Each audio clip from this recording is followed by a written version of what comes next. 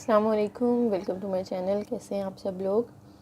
आज की वीडियो में MTH 202 यानी डिस्क्रीट मैथ का हम लेक्चर नंबर 5 पढ़ने जा रहे हैं, जिसमें हमने आर्गूमेंट को डिस्कस करना है। आपको याद होगा फर्स्ट लेक्चर में हमने वैलिड और इनवैलिड आर्गूमेंट का एक जो है वो लफ्ज़ पढ़ा था, और मैंने आपको कहा था कि यहाँ पे आपको नहीं समझ आएगा, हम आगे जाके इसकी डिटेल्स करेंगे। तो इस लेक्चर में हमने डिटेल से करना है आर्गूमेंट क्या होता है, ठीक है। आगे उसकी टाइप्स को भी हम देखेंगे। पहले एग्जांपल उन्होंने दे दिया, लेकिन हम एग्जांपल की तरफ बाद में आते हैं। हम पहले आर्गूमेंट की डेफिनेशन देख लेते हैं। N argument is a list of statements called premises और अजम्पशंस और हाइपोथेसिस। ये तीनों स्टेटमेंट के ही नाम हैं, ठीक है। आपके पास दो से ज़्यादा, 3, 4 जितनी भी स्टेटमेंट्स होंगी, वो अगर इस तरह से लाइन में लिखी हुई आ रही हैं, उन स्टेटमेंट्स को हम क्या नाम देंगे, यहाँ पे प्रीमिसेस बोलेंगे, ठीक है। अब वो प्रीमिसेस फॉलो करती होंगी एक कंक्लूजन को, यानी आपके ऊपर वो दी हुई हैं, कुछ प्रीमिसेस दिए हैं और एंड पे उसका कंक्लूजन दिया हुआ है। तो ऐसी जो एक ग्रुप बन जाता है स्टेटमेंट्स का, उसे हम क्या कहते हैं, आर्गूमेंट कहते हैं, ठीक है। देखें, इस तरह से आपको फर्स्ट प्रीमिसेस दी हुई होगी, सेकंड प्रीमिस दी हुई होगी, इस तरह से लिस्ट ऑफ प्रीमिसेस है, जितनी होंगी उतनी आपको लिखी हुई हैं, और एंड पे आपको एक कंक्लूजन दिया जाता है।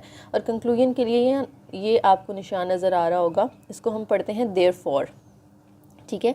और ये निशानी होती है जिससे पहले ये लगा हुआ है ना, इसका मतलब है वो क्या है, कंक्लूजन है, और उससे पीछे वाली जितनी भी होंगी वो सारी प्रीमिसेस होंगी, ठीक है। जैसे अगर ये नीचे एग्जांपल आप देखें, आपको लिखा हुआ नज़र आ रहा है P = Q, P, और फिर ये देयरफॉर का सिंबल लगा हुआ है, और फिर हमारे पास लिखा हुआ है Q। देयरफॉर का सिंबल याद रखना है, ऊपर एक डॉट आता है और नीचे 2 डॉट्स आते हैं।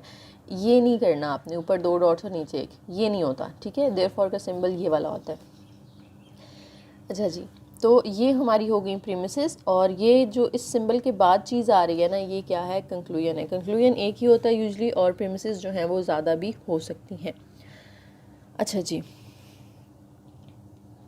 अब देखें वैलिड एंड इनवैलिड आर्गूमेंट क्या होता है। आर्गूमेंट हमने कहा कि जैसे 2 तरह का होता है, वैलिड और इनवैलिड। वैलिड आर्गूमेंट तब वो होगा अगर कंक्लूजन ट्रू है when all the premises are true, यानी ये जो प्रीमिसेस है ना ऊपर वाली, इनके आंसर्स ट्रू आए और आगे कंक्लूजन का भी आंसर ट्रू आ जाए, यानी ये सब के आंसर्स ट्रू हों। सबके आंसर्स जिसमें ट्रू होते हैं हम उसे क्या कहते हैं, टोटोलॉजी कहते हैं ना। यानी आप इनका एंड लें प्रीमिसेस का और इम्प्लाइज करें क्यू के साथ, क्योंकि ये इफ़ देन क्यू की यहाँ पे कंडीशन बनेगी, उसे हम कहते हैं वैलिड आर्गूमेंट, ठीक है। उसके बाद इनवैलिड आर्गूमेंट क्या होगा कि कंक्लूजन फॉल्स हो जाए when all the premises are true, ठीक है। ये एक मैं टेबल बनाती हूँ, उसके बाद आप लोगों को ना डेफिनेशन दोबारा बताती हूँ, फिर ये आपको ज़्यादा अच्छे से ज़रा समझ आएगी। तो देखें, पहली जो यहाँ पे एग्जांपल दी हुई है ना, हम वही कर लेते हैं। हमें एग्जांपल दी है P = Q, देन P, और कंक्लूजन हमें दिया हुआ है Q। तो पहले हमें स्टेटमेंट्स दी गई हैं, तो हम P और Q का कॉलम बना लेते हैं।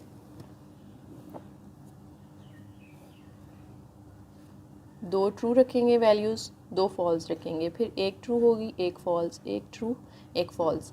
अब देखें, पहली प्रीमिसेस क्या है हमारे पास, P = Q, तो पहले हम P = Q बना लेते हैं।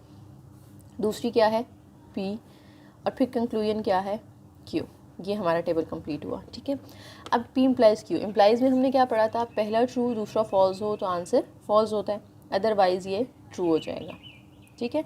P में अगेन वही P वाली सेम चीज़ें आ जाएंगी ना, 2 ट्रू 2 फॉल्स, और Q में Q वाली सारी चीज़ें आ जाएंगी, ट्रू फॉल्स, कोई चेंजिंग नहीं करनी, P और Q एज इट इज़ है, ठीक है। अब ये जो आपको 2 कॉलम नज़र आ रहे हैं, ये हैं प्रीमिसेस के, ठीक है, और ये वाला जो है ये किसका है, कंक्लूजन का। अब देखें, प्रीमिसेस सारी ट्रू कहाँ पे हैं, यहाँ पे देखें तो दोनों ट्रू है ना, और इनके सामने जो कंक्लूजन है वो भी ट्रू है। इसका मतलब है कि ये हमारा जो आर्गूमेंट है ये क्या है, वैलिड है, ठीक है। बस इतना सा काम करना है आपने देखना है कि प्रीमिसेस अगर ट्रू हैं और कंक्लूजन भी ट्रू है, इट मीन्स हमारा आर्गूमेंट वैलिड है। और तो कहीं ऐसी कंडीशन नहीं बन रही ना जहाँ पे प्रीमिसेस ट्रू हों, ठीक है। सिर्फ आपने इस रोज़ इस रो को देखना है जहाँ पे सारी जो हमारी स्टेटमेंट्स हैं, ये सारी प्रीमिसेस हैं, वो क्या हैं, ट्रू हैं। फिर उसके सामने आपने देखना है कंक्लूजन ट्रू है या फॉल है। अगर तो ये ट्रू हो और यहाँ पे भी ट्रू हो तो ये वैलिड आर्गूमेंट होगा। अगर ये ट्रू है और यहाँ पे फॉल्स आ जाता, कंक्लूजन हमारा फॉल्स हो जाता, फिर हम वो कहते हैं कि वो इनवैलिड आर्गूमेंट है। और ऐसी रोज़ जहाँ पे प्रीमिसेस सारी ट्रू होती हैं उन्हें हम कहते हैं क्रिटिकल रो। ठीक है, the row in which all the premises are true is called critical row. ठीक है, उम्मीद है ये तीनों चीज़ें आपको समझ आ गई होंगी। अब एक और एग्जांपल करते हैं।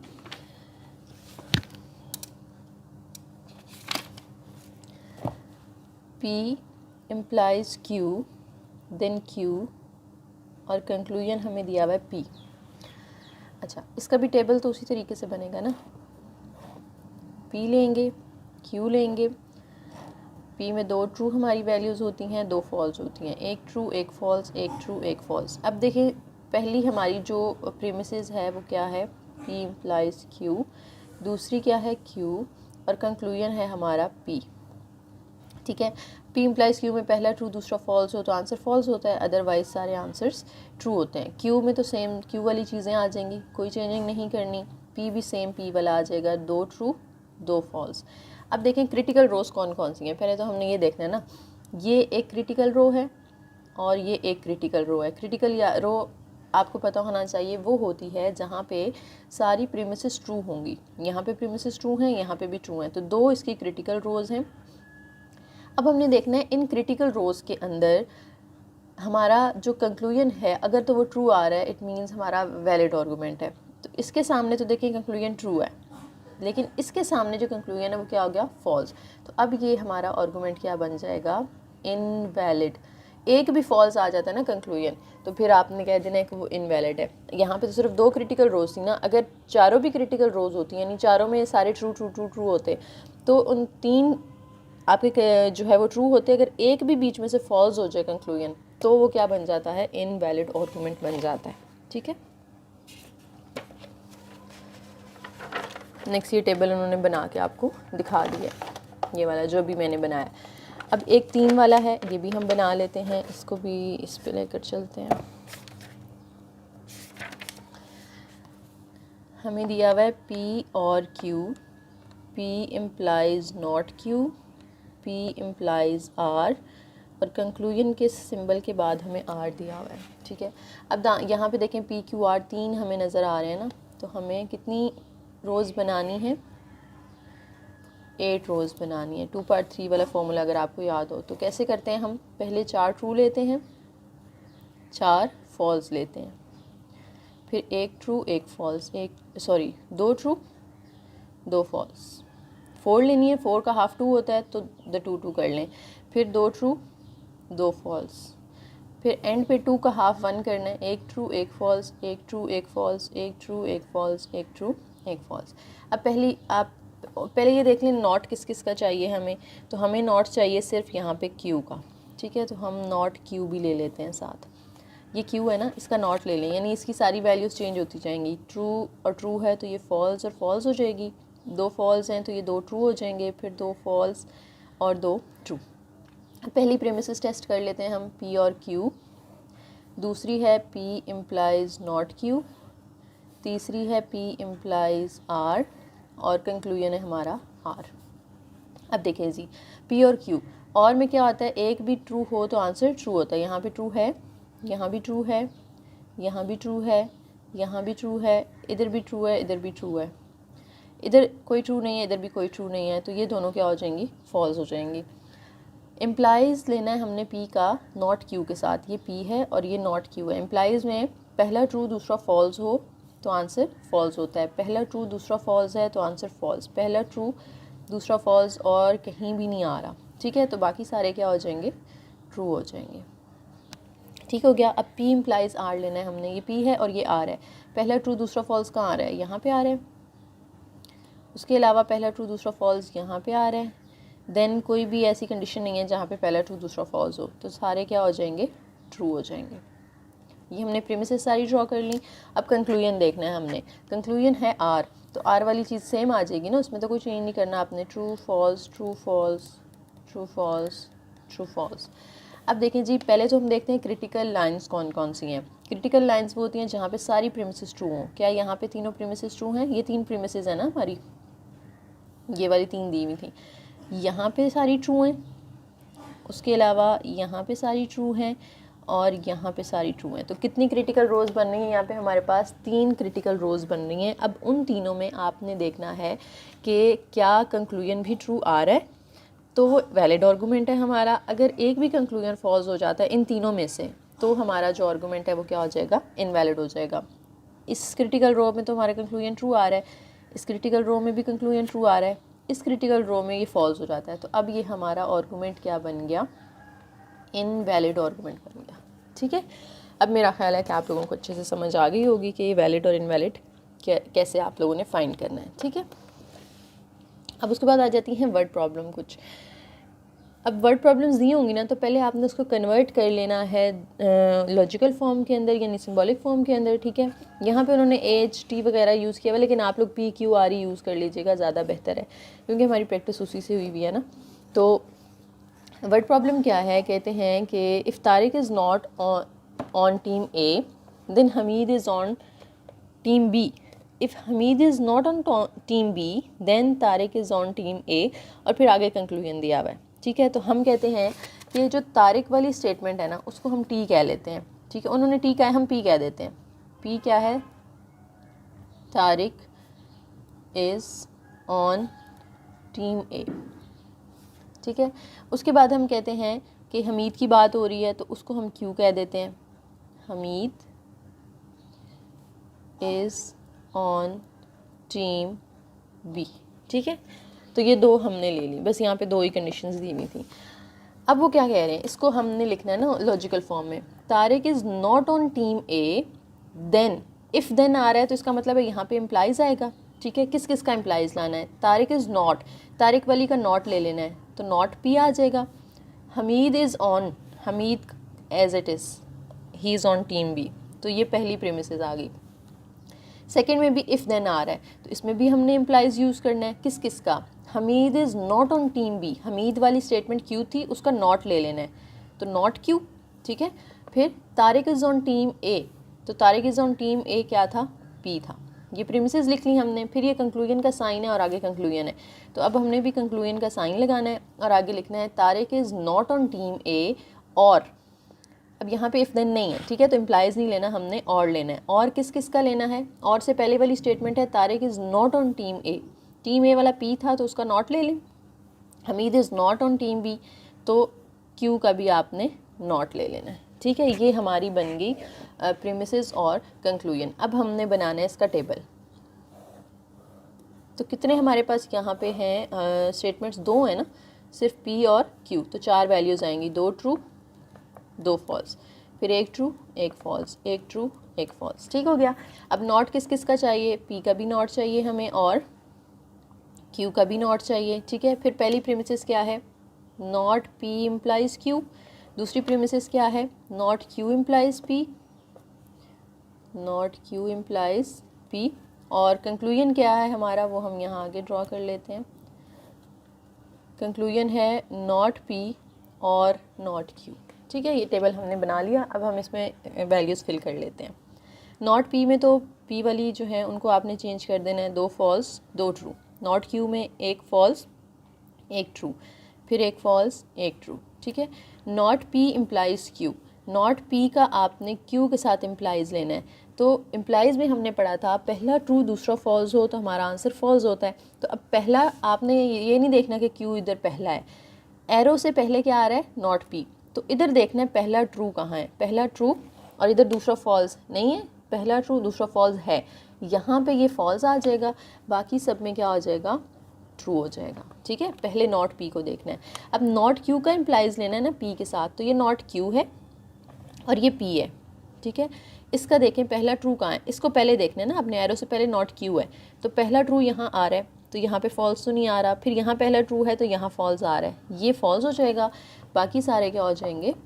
ट्रू हो जाएंगे। ठीक है, तो प्रीमिसेस हमारी सिर्फ ये 2 थी ना, तो इन 2 प्रीमिसेस में ये भी ट्रू आ गई, ये भी ट्रू आ गई और ये भी ट्रू आ गई। तो क्रिटिकल रोज़ यहाँ पे हमारे पास 3 आ गई हैं।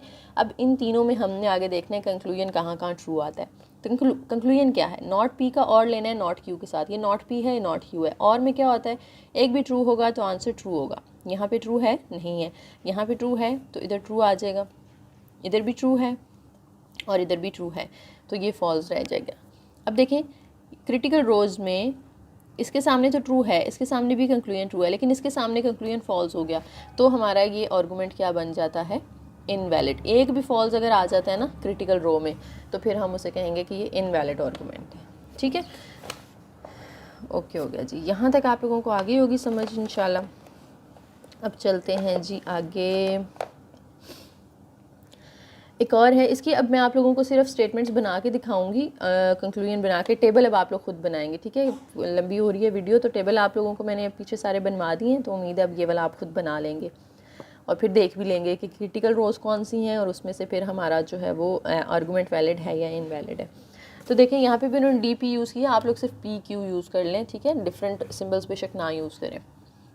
If at least one of these two numbers is divisible by 6 then the product of these two numbers is divisible by 6। दो यहाँ पे हमें स्टेटमेंट्स दी गई हैं, एक ये है at least two numbers is divisible by 6, ठीक है। तो हम यहाँ पे लिख लेते हैं p किसके इक्वल है, at least one of two numbers is divisible by 6, ठीक है, इसको हमने p कह दिया। उसके बाद दूसरी चीज़ क्या है, product of these two numbers is divisible by 6, उसको हम क्यू कह देते हैं, product of to numbers is divisible by 6, ठीक है, ये क्यू हो गया। उसके बाद क्या हमें कोई तीसरी स्टेटमेंट दी है, आगे चलते हैं। Neither of two numbers divisible by 6, ये भी हमने पहले लिख लिया है, प्रोडक्ट वाला भी लिख लिया है, और तो ये हो गया सारा, ठीक है। अब हमें सिर्फ दो स्टेटमेंट्स दी हुई थी, वो हमने डिफ़ाइन कर लिया, उन्होंने डी और पी कहा था, हमने पी और क्यू कह दिया।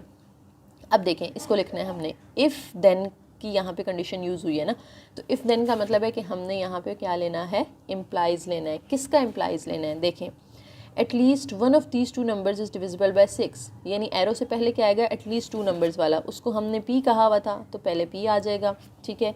उसके बाद हमें कहते हैं the product of these two numbers is divisible by 6, तो प्रोडक्ट वाले को हमने क्यू कहा था, तो ये पी इम्प्लाइज क्यू आ गया। दूसरी प्रीमिसेस क्या है, दूसरी है जी neither of the two numbers is divisible by 6। तो प्रोडक्ट की तो बात नहीं हो रही ना, यहाँ पे सिर्फ नंबर्स की बात हो रही है, तो नंबर्स वाला हमने पी कहा था, तो उसमें से वो कह रहे हैं कि कोई भी 6 से डिवाइड नहीं हो रहा, तो इसका आपने नॉट ले लेना है, पी का हम नॉट ले लेंगे, ठीक है। उसके बाद कंक्लूजन क्या है, कंक्लूजन का साइन लगाएंगे और फिर हम बताएंगे कि कंक्लूजन है the product of these two numbers is not divisible by 6। तो प्रोडक्ट वाली स्टेटमेंट को हमने क्यू कहा था और उसका नॉट ले लेना है, क्योंकि वो नॉट डिविजिबल बाय 6 कह रहे हैं, ठीक है। तो ये बस हमारी वो प्रीमिसेस और कंक्लूजन हो गया। अब आपने इससे टेबल बना लेना है और फिर देखना है कि क्रिटिकल रोज़ कौन सी हैं और हमारे जो आर्गूमेंट है वो वैलिड है या इनवैलिड है। ओके हो गया, आगे चलते हैं। एक और एग्जांपल है हमारे पास, इसकी भी मैं आपको स्टेटमेंट बस बनवा देती हूँ, तो टेबल आप लोग खुद बना लीजिएगा।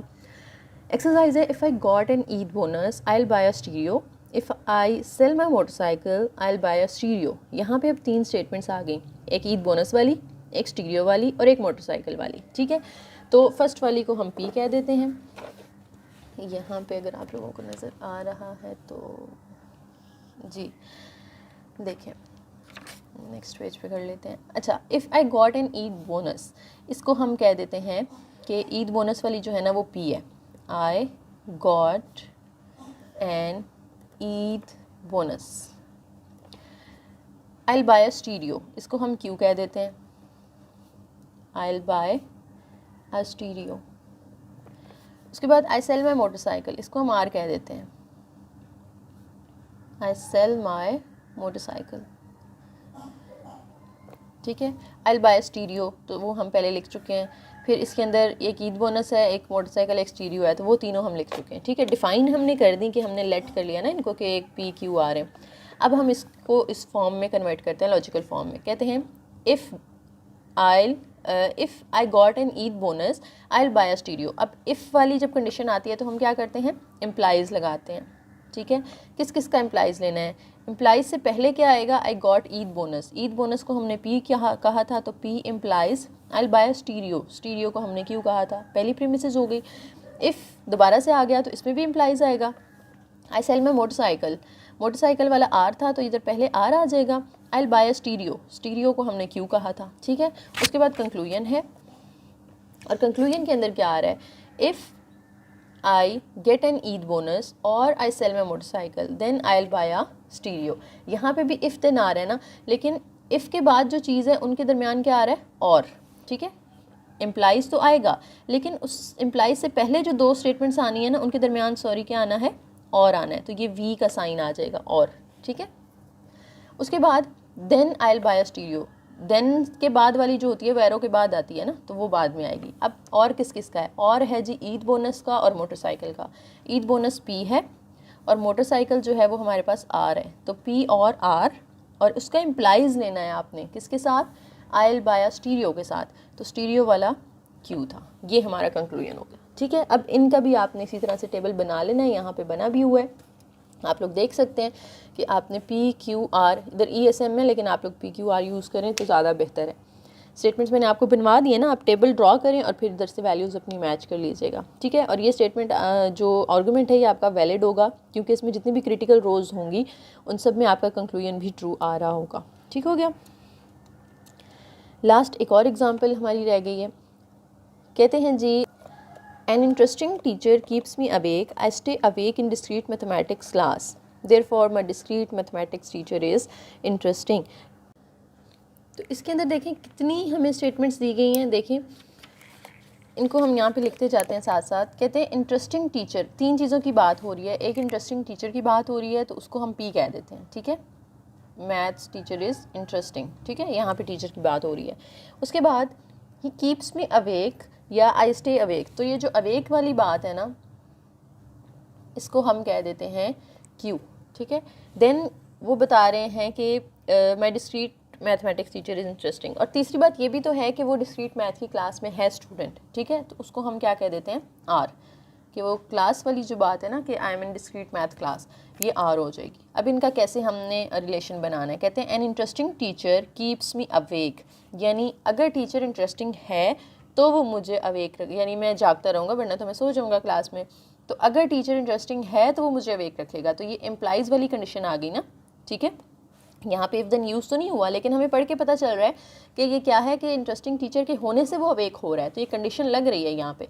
तो फिर हम कंडीशनल के लिए इम्प्लाइज वाला सिंबल यूज़ करते हैं, और अगर टीचर इंटरेस्टिंग है तो वो अवेक रखेगा, पी इम्प्लाइज क्यू, ठीक है। ये पहली प्रेमिस हो गई। दूसरी क्या है? आई stay awake in discrete mathematics class. I stay awake, awake वाली को हमने क्यों कहा था?